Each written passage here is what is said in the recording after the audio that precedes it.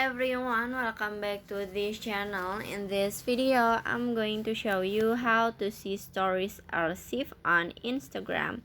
Now, let's get started. First, open your Instagram apps, and after this, in here you just click on your profile icon at the bottom.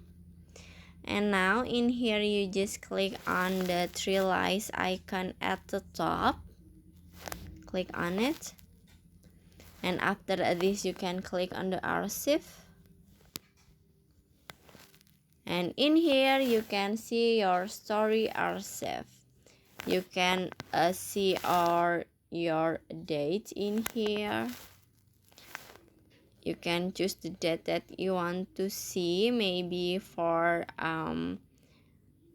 June like this. Okay, this is a 5 June. You can see in here,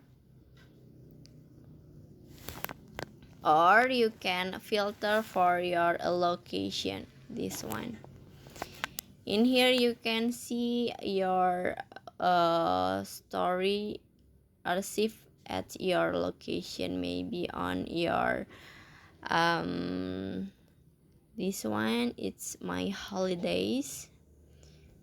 Okay, so that's how to see your story archive on Instagram.